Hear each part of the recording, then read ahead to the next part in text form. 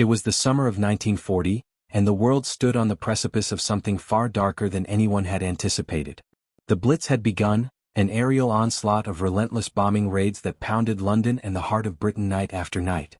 The air was thick with the deafening roar of German bombers, and the streets echoed with the cries of civilians as they scrambled to shelters, their lives uprooted by an enemy that seemed to come from nowhere, but whose brutality was now in full force. Yet for Winston Churchill, the Prime Minister who had risen from political obscurity to become the nation's greatest beacon of hope, the most chilling realization was just beginning to take hold. This was not a temporary wave of terror. The Blitz would continue, and worse, it would only intensify. In the early days of the Blitz, Churchill had believed that this was the storm's most ferocious strike, an act of aggression designed to break Britain's resolve. He had expected the Luftwaffe to pull back after a few weeks, as it had during other aerial assaults. But as the bombing raids continued to devastate London and other British cities, it became clear that the enemy was not only unrelenting but increasingly strategic in its attacks. The devastating impact on civilian morale, he realized, was exactly the point. The German High Command wasn't simply targeting Britain's military infrastructure. They were aiming to cripple the will of the British people, to show them that their nation was under siege in a way that no army could ever achieve through traditional warfare. In a quiet office beneath the darkening skies of London, Churchill sat before a series of reports detailing the magnitude of the destruction. The intelligence was grim. More cities were to be hit, more civilians would perish, and the infrastructure of the nation was slowly being eaten away. The first bombings had taken a toll, but it was the long-term damage, the steady erosion of hope, that worried Churchill the most. In one of the earliest reports, a message from Air Chief Marshal Sir Hugh Dowding confirmed that the Luftwaffe was now actively targeting civilian centers, knowing full well that such bombings would drain the morale of the British populace. The full impact of this new strategy was yet to be seen, but the signs were unmistakable. The news came to Churchill late one evening as the sun dipped below the horizon, casting shadows over the war rooms. The Prime Minister sat in a high-backed chair, the weight of the reports pressing on him. He read each word carefully, his sharp mind racing through the implications of what he had just been told. As the communications began to pile up, Churchill realized the scale of the battle Britain was now facing. The Blitz was no longer just about survival, it was about defiance, resistance, and something much deeper.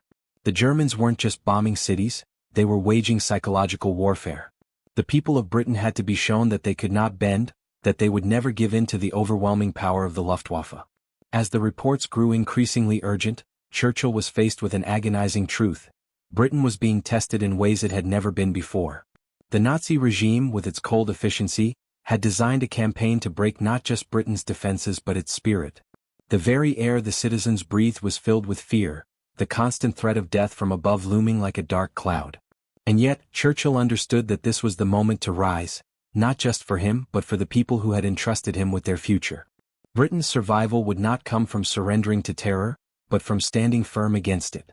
Every day, as the bombings rained down, Churchill made it his mission to deliver messages of strength. He knew that the next phase of the war would demand something extraordinary. To lead through this crisis was not simply about guiding military strategies or making decisions from behind closed doors. It was about offering something more visceral. It was about showing the people of Britain that their Prime Minister was not hiding in a bunker, but standing with them. His leadership would be defined not by the victories he achieved on the battlefield, but by the resilience he inspired in the hearts of the people. They needed more than just plans. They needed hope, courage, and a belief that they could, together, weather this storm. In the weeks that followed, as the bombs fell with brutal regularity, Churchill's voice became the anchor the nation clung to. He delivered speeches not from a place of arrogance or victory, but from the trenches of a war that was far from over. With every bombing raid he watched as the people of London, and the people of Britain, refused to give in. In the darkness of the Blitz, there were no illusions about the cost of this war. But there was also no doubt that the spirit of Britain would endure. In the heart of this devastating conflict, Churchill had made a vow.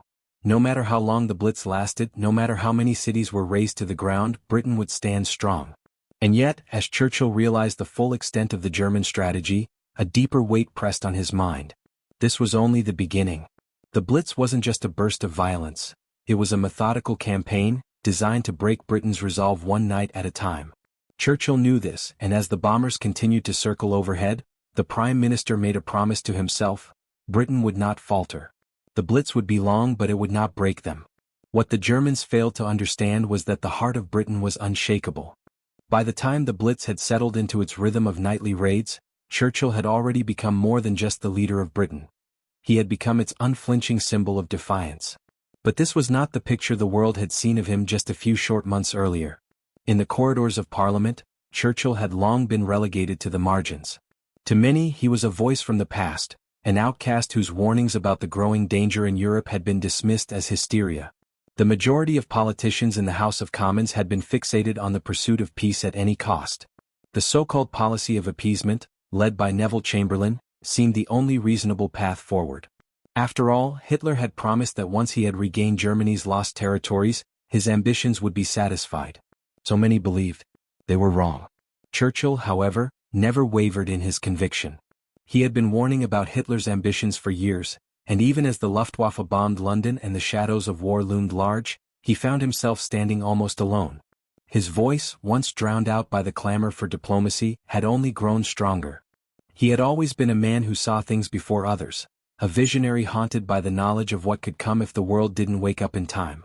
It was not just the Blitz, the daily bombardment, or the growing fear of invasion that preoccupied him. It was something deeper, the slow, almost imperceptible shift in the world's balance of power, a shift that had been gaining momentum for years and that now could no longer be ignored. The war had put him back in the center of Britain's political life, but this was not a return celebrated by all. He had spent much of the 1930s out of favor, dismissed by his own colleagues, and seen as an eccentric figure more concerned with the threats of the future than the issues at hand. Even his calls to bolster Britain's defenses, particularly the Royal Air Force, had been met with ridicule and outright opposition. To many of his fellow MPs, the prospect of rearmament was an anachronism, a relic of a past war they had hoped to leave behind. Why provoke Hitler? They would argue.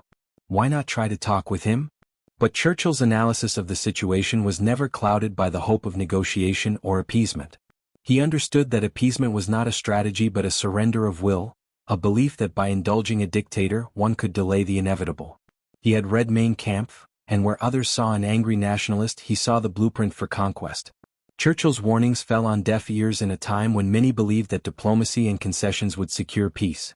But he knew that Hitler's aggression was not simply a response to real grievances, it was a manifestation of something far more dangerous, a delusion of grandeur and racial superiority that would not rest until it had consumed Europe.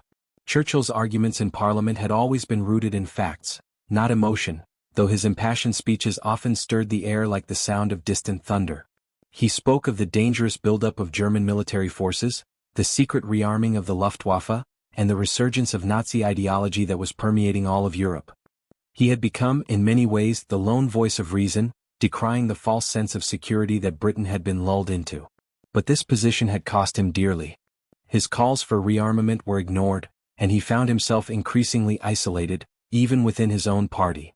His reputation as a warmonger, an old man stuck in the past, was only solidified with each passing year.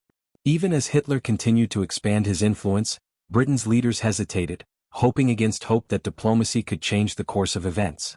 Yet in those dark days of 1940, when the bombings began and the terrible truth could no longer be ignored, the circumstances that had once rendered Churchill a pariah suddenly became the very qualities that the nation needed. It was the stubbornness that had once been his greatest flaw that became his strength. As the Luftwaffe's attacks grew bolder, the British public began to rally around Churchill. His voice, once ridiculed as the rantings of an alarmist, now rang with the clarity of a man who had seen the inevitable and had the courage to speak of it. In the halls of Westminster, however, the situation was different. Even as Churchill grew in stature and began to command the attention of the nation, there were still those who viewed him with suspicion.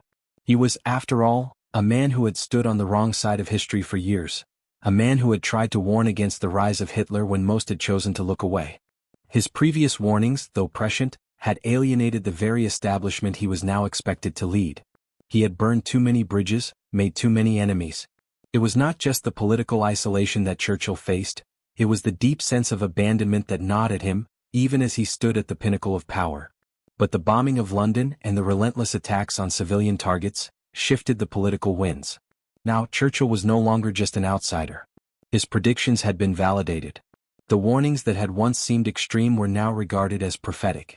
The gravity of the situation could no longer be dismissed by the same men who had once chided him for his alarmist tone. Churchill's steadfastness, his refusal to concede that the war could be won by anything other than force, was now seen as the very thing that could hold the country together. He had been right all along, but it had come at a terrible price, the price of being ignored when it mattered most. The war, however, had no time for regrets. As the Blitz continued, the realization of just how dire the situation was sunk in. Churchill's isolation had only served to deepen his resolve. Every bombing raid, every civilian casualty, added weight to the urgency of his task.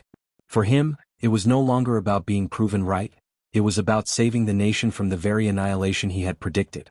The British government, once hesitant and divided, was now being pulled toward the undeniable reality that Churchill had fought so hard to make them see. And with that recognition, Churchill's role became ever more pivotal. No longer just the Prime Minister, he was the embodiment of Britain's will to resist.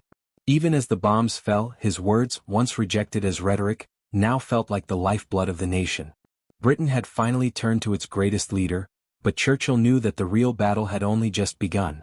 It was not just about defeating Hitler, it was about preserving the spirit of the British people, a spirit that had been tested as never before, but one that would rise again in defiance. As the fall of 1940 deepened, the reality of war settled into the bones of Britain. The Blitz had not ceased, in fact it had grown more relentless. Each night, the thunder of bombers filled the skies above London and other major cities. The once dominant British Empire, spread across the globe, now found itself cornered on its own island. For Winston Churchill, the grim task of leading the nation through this dark time was compounded by a terrifying new truth. The bombing raids were only the beginning. The situation was no longer a skirmish with a dictator who had been underestimated, it was an all-out assault on the nation's will to fight, and it was clear that Hitler would stop at nothing to break Britain. In the privacy of his war room, Churchill studied the reports that flooded in each day. They were a constant reminder of the devastating cost of the Blitz. Not just the buildings reduced to rubble or the lives lost in an instant, but the deeper, more insidious toll it was taking, the erosion of morale. This, Churchill realized, was the real goal of the Luftwaffe's continued attacks. It was not simply about the destruction of infrastructure or the incapacitation of military targets. It was about forcing the British people to concede, to admit that they were powerless against this new form of warfare. This was the moment when Churchill knew the conflict would demand something far more than strategy and tactics. It would demand national unity, unshakable resolve, and the kind of defiance that could not be broken by bombs or fear. It was in these darkest moments that Churchill understood, perhaps more than ever, that Britain's survival depended not only on defeating Hitler's forces but on maintaining the soul of the nation. As the air raids continued with an almost mechanical regularity, he made it his personal mission to ensure that Britain's spirit remained untouched. He appeared in public at every opportunity, walking through the devastated streets, shaking hands with the citizens who were carrying on as best as they could. It was a deliberate move, to show the people that he would not cower, that he would face the same dangers as they. But even as he rallied the people, his mind raced, calculating every move, every decision that would determine whether Britain could hold out long enough for the tide to turn. By October of 1940, Churchill's analysis of the war had crystallized. The Blitz was part of a broader Nazi strategy, a strategy of terror, aimed not at defeating Britain through military strength alone, but through the destruction of her morale. The German High Command had no illusions that Britain's armed forces could be quickly overwhelmed. Instead, they sought to grind down the population. The constant threat of bombing, the destruction of neighborhoods, the shattering of daily life, it was designed to create an unrelenting psychological burden. If the people could not endure the strain, the government would falter and Britain would be forced to sue for peace. The more he thought about it, the clearer the danger became. This was not simply a war of bullets and bombs. It was a war of endurance, and the very will to continue had become the battlefield. The Luftwaffe had unleashed a new kind of warfare on Britain, one that was not confined to the traditional realms of soldier and battlefield. Every bomb that fell on London, every civilian casualty, was a new front in the battle for the future of the nation. And Churchill's response was resolute. The British people would not bend. The air raids were devastating, yes, but they were not the end. They were part of a larger struggle, one that involved not just military strategy, but the moral and psychological resilience of the entire nation. Churchill's speeches, as rousing and powerful as ever, echoed his conviction. He reminded the people that Britain was not alone. They had allies, most importantly the United States, whose eventual support would prove crucial. Yet, for the moment, Britain had to fight alone, and it was a fight that would demand every ounce of their strength. By the time winter arrived, The Blitz had forced every Briton to reckon with their own mortality. The battle for survival was not just about defending the nation's borders or its army, it was about holding on to the very idea of Britain itself. In every bombed-out street and every smoke-filled alleyway the question was the same: could Britain endure? And Churchill knew that if the answer was yes, it would not come from mere military might, but from the resilience of the people. The entire nation, from the humblest factory worker to the high-ranking generals, had to believe that Britain's survival depended on their unity and their refusal to submit. For Churchill, this was both the darkest and most defining time of his leadership. He was not simply facing a foreign enemy, he was facing the brutal reality that the true battle was against despair. And the greatest weapon Britain had was the shared resolve of its people.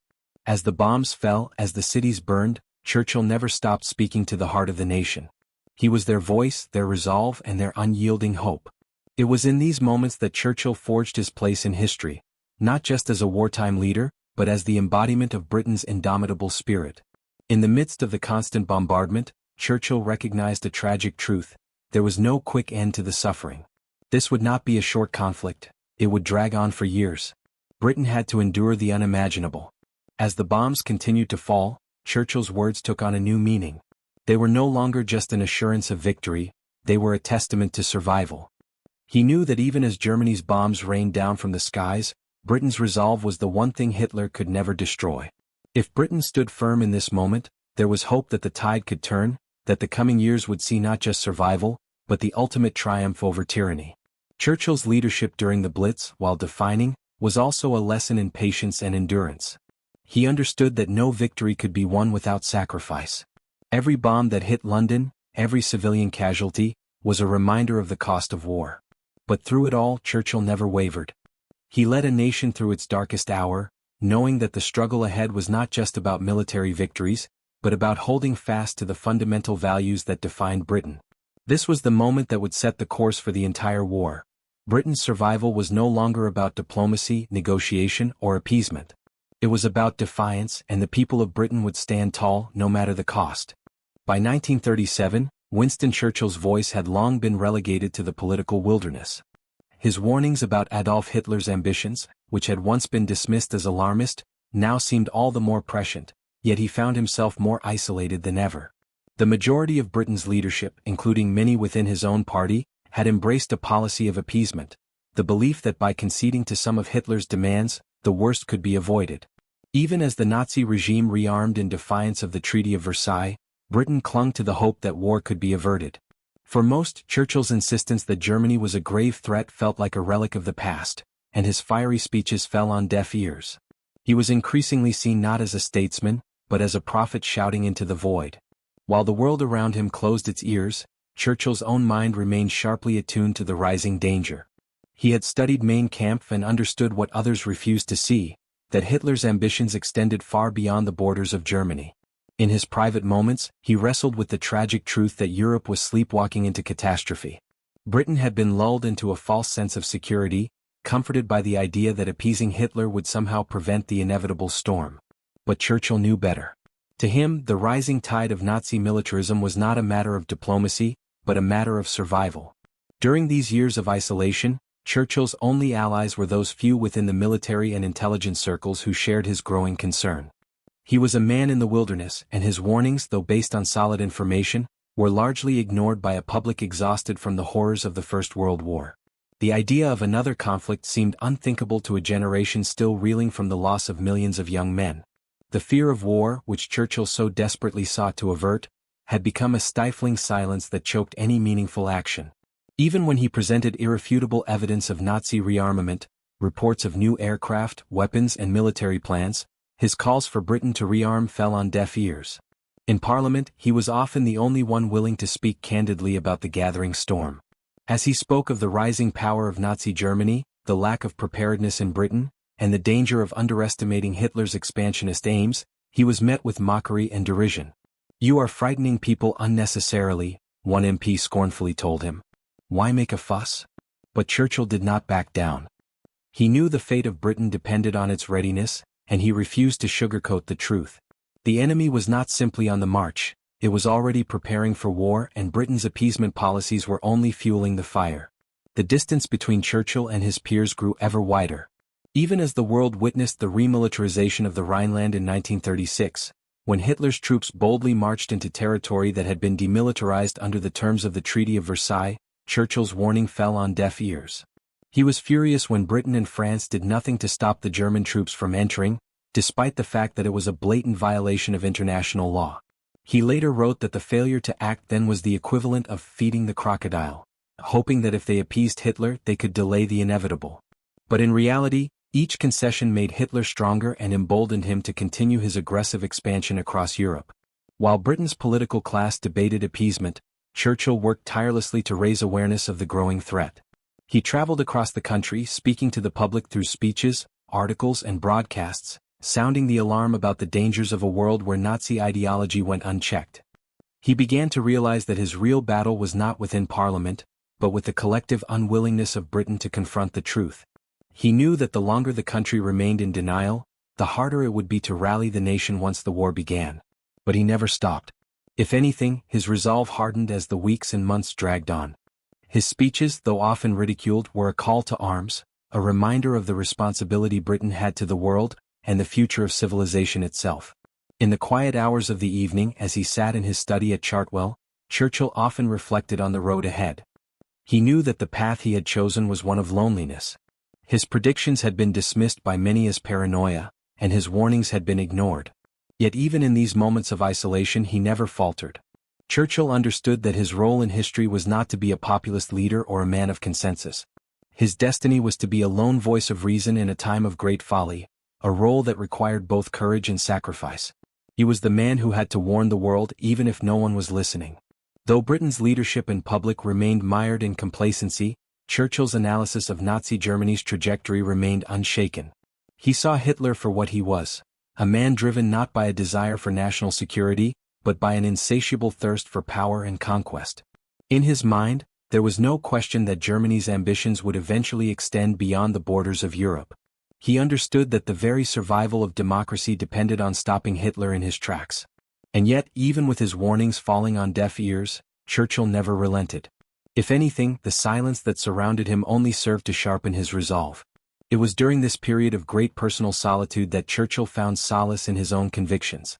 He knew that history would one day vindicate him, but he also knew that this vindication might come too late to save the many lives that would be lost in the years to come. He faced his task not with the hope of popularity or political advancement, but with the understanding that sometimes, the most important truths are the hardest to hear. In the end, Churchill had become a figure of resistance not just to the growing threat of fascism, but to the complacency that gripped Britain.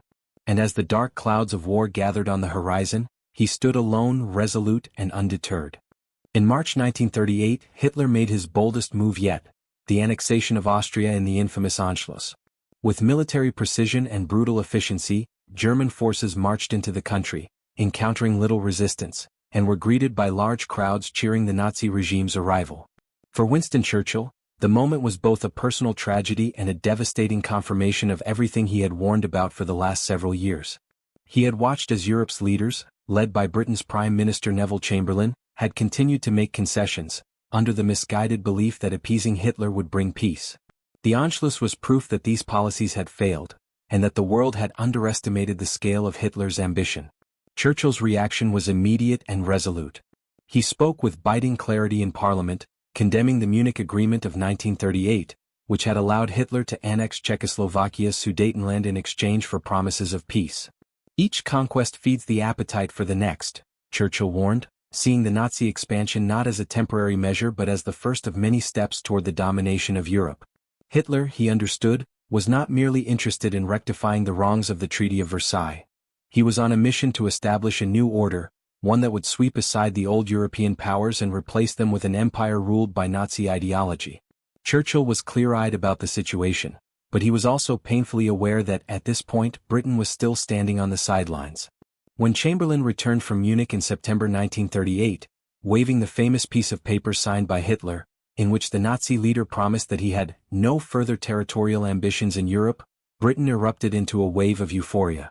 The papers hailed Chamberlain's "Peace for Our Time," and crowds gathered to celebrate the end of a crisis that had never really been a crisis at all. Churchill, however, was scathing in his assessment.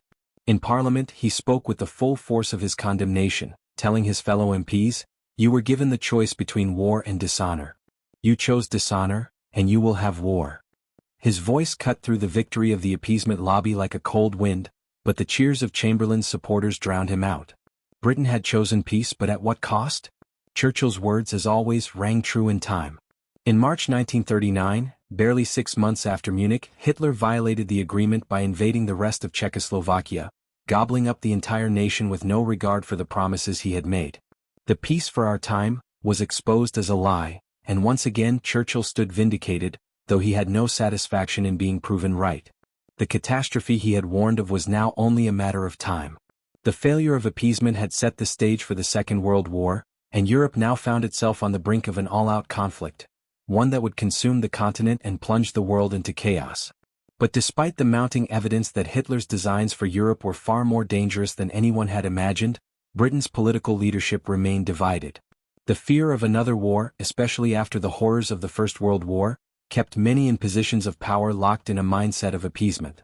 In the face of this inertia, Churchill found himself increasingly alienated.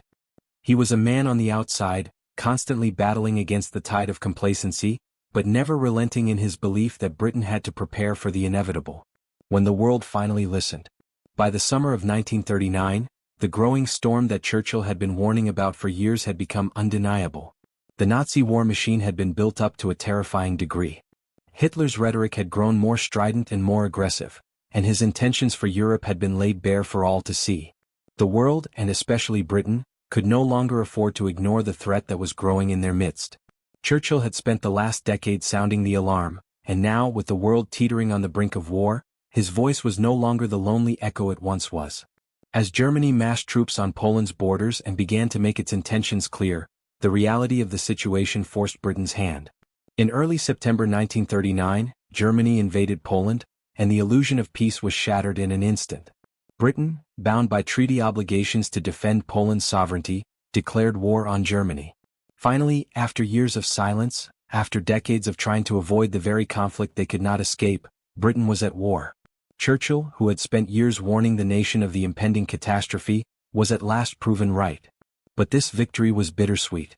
The cost of appeasement had been great, not only in terms of the millions of lives lost but in the moral injury done to Europe. If only Britain had listened to Churchill sooner, he thought. How many lives could have been spared? When Britain finally declared war on September 3, 1939, Churchill was brought back into the fold of the government, appointed First Lord of the Admiralty, the same post he had held during the First World War. This was no small victory. It was a long overdue recognition of his foresight, and it came at a moment when the war was finally becoming a reality for the British people. The country's mood had shifted dramatically, and Churchill, who had been ridiculed for his warnings, was now a man whose voice carried the weight of both experience and moral clarity. The streets of London, once silent to his pleas, now looked to him for leadership as the war loomed.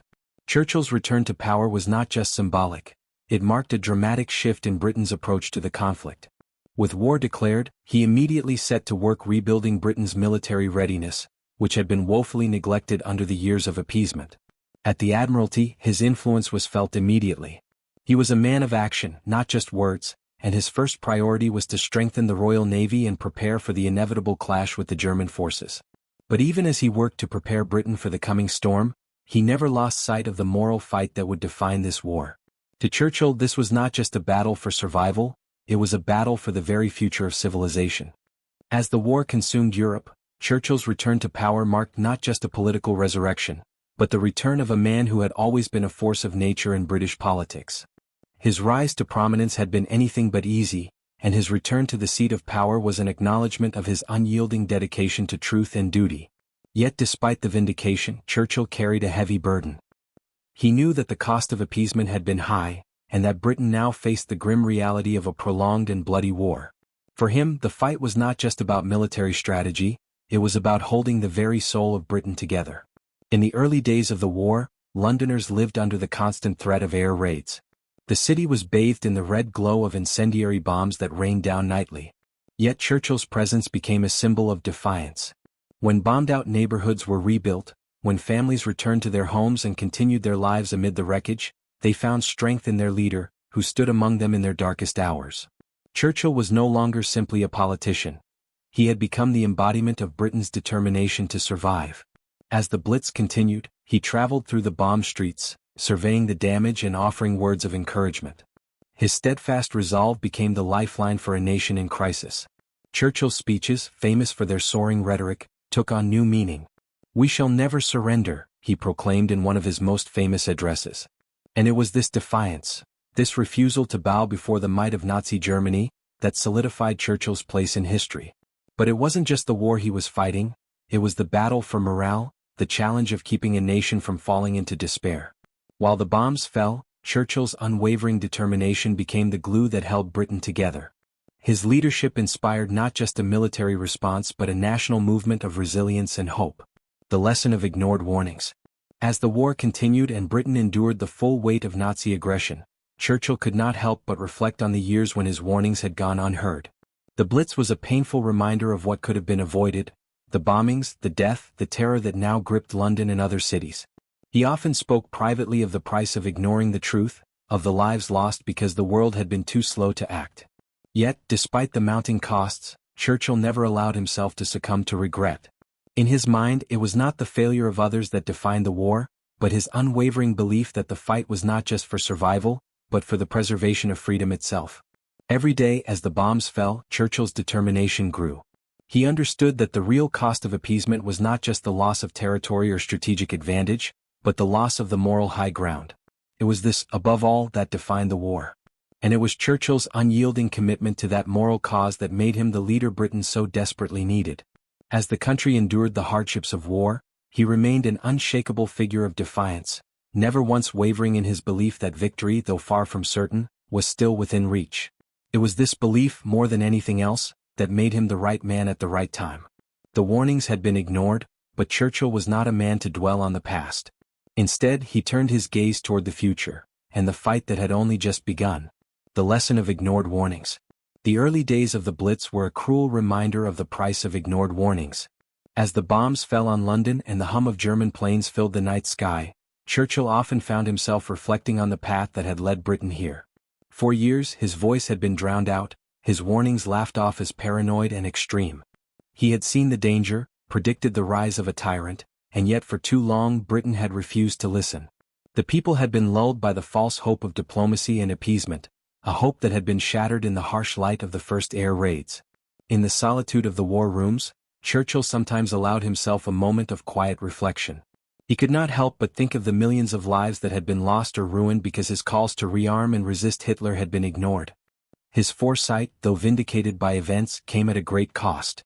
But he was not a man to dwell on the past, not when the fight for Britain's survival was at such a critical juncture. The suffering and devastation, though painful, also served as a stark reminder of why Britain had to resist, not just for the present but for the future of freedom itself. In every bombing raid, every death, and every shattered city, Churchill saw the price of failure, a price that could never be paid again. The nation, meanwhile, was changing in ways Churchill could scarcely have imagined. The very people who had once dismissed him, now hung on his every word. He had become, through sheer will and determination, the embodiment of Britain's refusal to surrender. Every speech he made, every appearance he gave, was a declaration of defiance against the enemy and a rallying cry for the people. It was not just about military strategy anymore. It was about uniting the nation in the face of overwhelming adversity.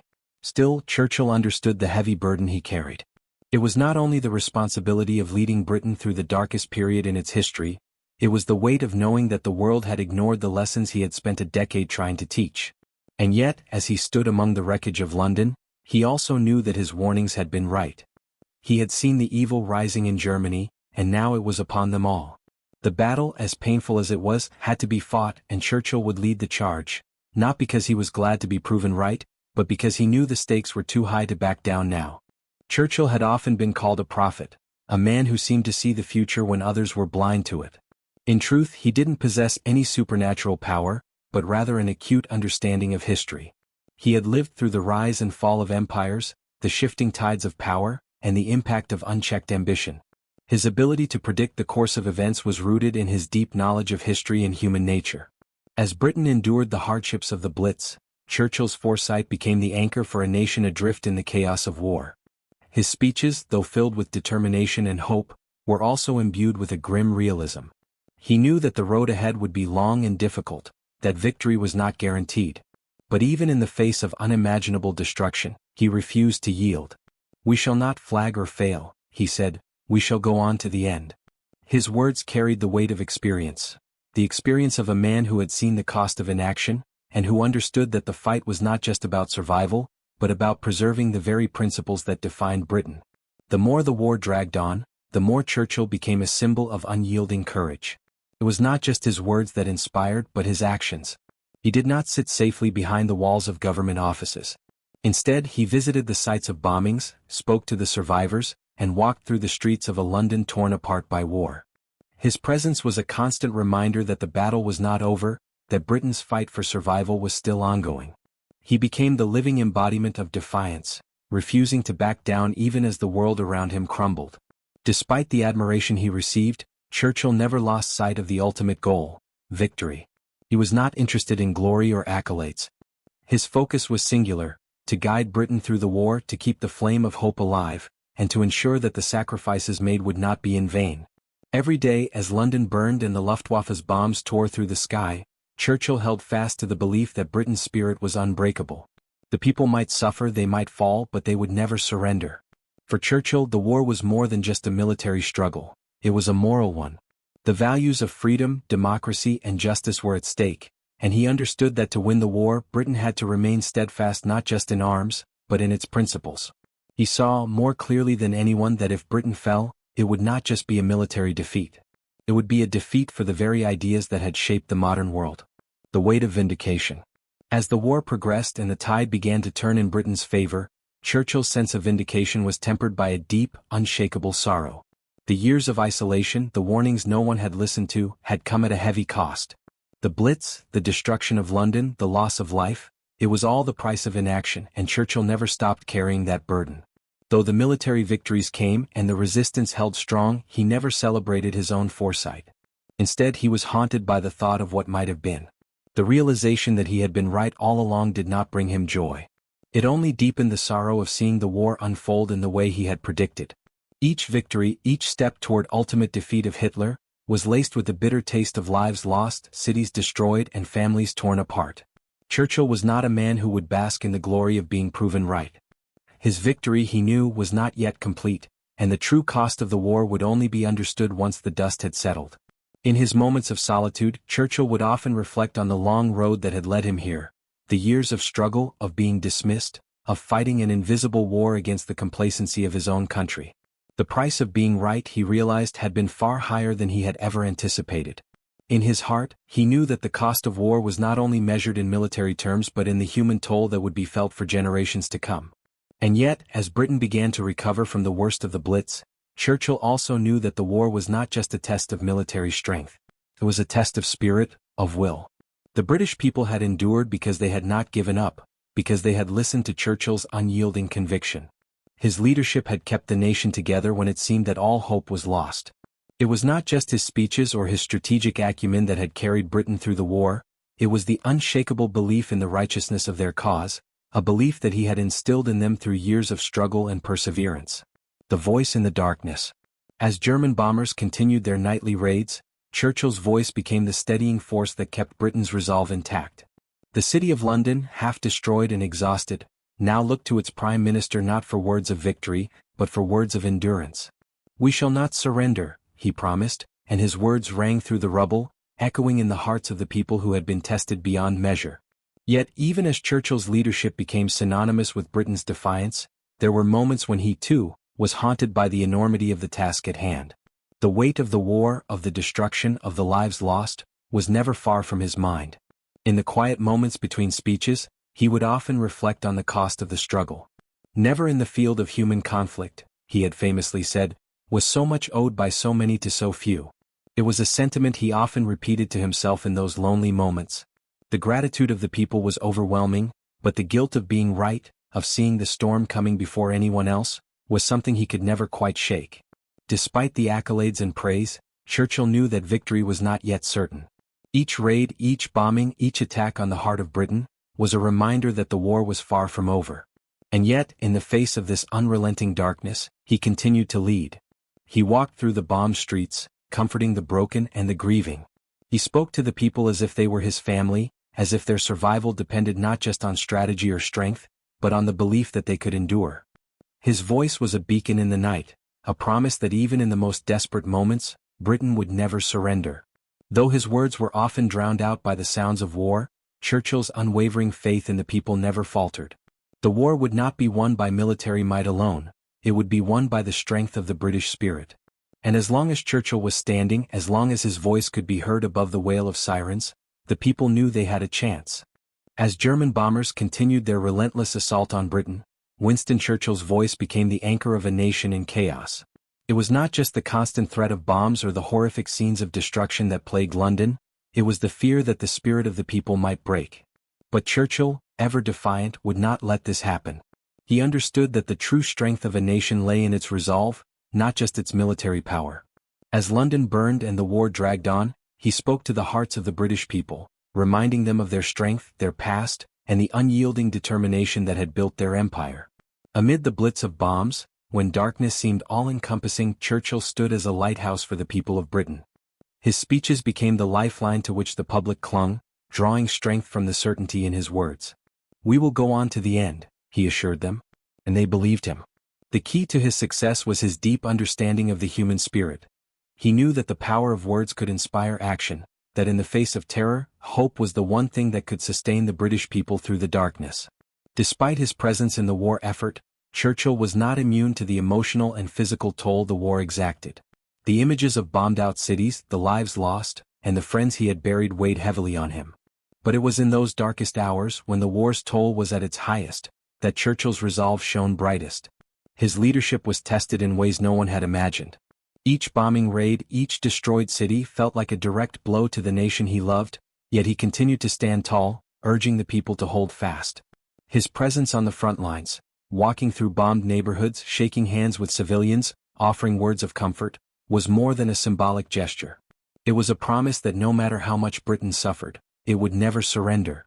Through these harrowing moments, Churchill's voice never wavered. He could have retreated into the safety of a bunker, but he refused. He stood shoulder to shoulder with his people, sharing in their suffering and lifting them with his unshakable belief that ultimately they would triumph. In those early days of the Blitz, when everything seemed lost, Churchill became the embodiment of Britain's spirit, and the world began to take notice. The warning that echoed beyond war. Victory was not easily won, and even after the bombs had ceased to fall and the rubble of London had been cleared away, Winston Churchill was not satisfied. His victory was never one of personal glory, but of preservation. The fact that Britain had survived the war did not erase the deep sense of loss. The lives lost, the cities destroyed, and the moral price paid for ignoring his warnings. Yet, in those moments of victory, Churchill's mind remained focused on the future, aware that the war was not the final chapter. The lessons of the past would have to be remembered if they were to avoid future conflict. In 1946, Churchill delivered his famous Iron Curtain speech in Fulton, Missouri, drawing a clear line between the Western democracies and the growing power of the Soviet Union. This was a warning of a different kind, a reminder that history was cyclical, and that the lessons learned in the ashes of Nazi tyranny might be forgotten in the New World Order. He saw the rise of Soviet power as an existential threat to freedom and democracy, much as he had seen the rise of Nazi Germany years earlier. From Stettin in the Baltic to Trieste in the Adriatic, an Iron Curtain has descended across the continent, he declared, foreseeing the division of Europe into two ideological blocs. Churchill's post-war warnings about the dangers of totalitarianism and the risks of complacency were dismissed by many as relics of the past. Yet, as the Cold War began to unfold and the world shifted into two opposing camps, Churchill's words again proved prophetic. The failure to heed his warnings would lead to a new kind of tension, one that threatened the peace he had fought so hard to preserve. But by the time the world woke to the reality of Soviet expansionism, Churchill had already moved on. His legacy firmly cemented as a man who had seen beyond the immediate threats and had fought not just for his nation's survival, but for the survival of the very principles of democracy itself. The loneliness of being right. As Churchill entered the twilight of his career, the world looked to him for guidance, but he often found himself haunted by the knowledge that the price of being right had been too high. The devastation of the Second World War was a reminder of the consequences of delay, of ignoring the warning signs when they were clear. As he reflected on the course of the war, Churchill understood that his victory had come at an enormous cost. Millions had died, entire cities had been obliterated, and the world had been left to rebuild from the ashes of a war that might have been avoided if only people had listened to his warnings earlier. Despite the recognition that came with the end of the war, Churchill remained a solitary figure. He had spent years warning of the dangers that lay ahead, and now, as peace had been achieved, he felt a sense of isolation. His triumph was not one of celebration, but of reflection. The world had learned the lessons he had tried to teach, but it had taken a global conflict, a war that could have been avoided, for those lessons to be understood. Churchill was not someone who reveled in being proven right. The loss of so many lives, the destruction of entire cultures, weighed heavily on his conscience. Victory, in the end, felt hollow to a man who had seen the cost of inaction firsthand. As he sat in his later years, reflecting on his journey, Churchill knew that his role in history was not that of a mere politician or wartime leader. He was a prophet who had foreseen the horrors of war and the rise of tyrants long before anyone else. Yet, despite the knowledge he had gained through experience and foresight, the world had not been ready to listen. The price of his insight was steep, and while the world had been saved, it had come too late to prevent the immense suffering he had always feared. Churchill's later years in office were marked by a deep, almost melancholic wisdom. Though he had returned to power in 1951, he found himself increasingly sidelined by a world that had moved on. The post-war era was one of rebuilding, of forging new alliances, but also one where the echoes of his warnings were drowned by the louder voices of more immediate concerns. The world was tired of war, tired of the trauma of the past, and more focused on the future. Churchill, however, never stopped sounding the alarm about the dangers that lay ahead. His concerns about nuclear weapons, about the rise of Soviet power, and about the fragility of global peace were dismissed as relics of a bygone era. Yet, as history would show, Churchill's warnings were not wrong. The threat of nuclear war, the tensions between East and West, and the conflict that would come in places like Korea and Vietnam all proved that Churchill's grasp on the future had been more accurate than most cared to admit. In his final years, Churchill was a figure who, though still revered, was also regarded with a sense of distance. The world had learned its lessons, but it had learned them too late. Despite this, Churchill continued to press on. He continued to warn, to teach, to educate even as the world looked elsewhere. The lessons of the past, he knew, were crucial to understanding the present. He had been right in 1939 when he called for Britain to rearm. He had been right when he warned of the dangers of appeasement. His final years, though marked by the sadness of watching a world move on without him, were also marked by a quiet resolve. Churchill knew that his voice, though no longer as loud as it once was, would continue to be heard in the lessons he had taught, even if the world had to relearn them the hard way. In January 1965, Winston Churchill passed away, leaving behind a world that had been irrevocably shaped by his leadership and vision. His funeral was a state occasion, attended by heads of state, soldiers, and ordinary citizens who had lived through the storm he had guided them through. His coffin was carried down the Thames, the river that had been a silent witness to the wars and triumphs of his long life. The British Empire had come to a close, and the world he had fought so hard to shape had changed beyond recognition. As the warships lined the riverbank and the sirens of the military ships echoed in the foggy air, the man who had saved Britain from the brink of destruction was finally laid to rest. The world had recognized Churchill as a giant of history, a man whose vision had preserved the future of freedom. And yet, even in death, Churchill's greatest fear persisted, that the world would forget. The lessons he had fought so hard to teach, the importance of vigilance, of standing firm in the face of tyranny, of never surrendering to evil, were still at risk of being forgotten. A journalist at his funeral wrote, "The man who warned us too early now sleeps too late." It was a bitter irony that Churchill had spent his life sounding the alarm about the dangers of complacency, only for the world to listen to him when the cost was already incalculable. His legacy, however, would endure far beyond the dark years of war. His final warning, repeated in speeches and letters throughout his life, would ring louder than ever in the decades that followed. "Those who fail to learn from history are doomed to repeat it," he had said. The world, it seemed, would never stop needing Churchill's voice, even if it took a lifetime to understand his wisdom.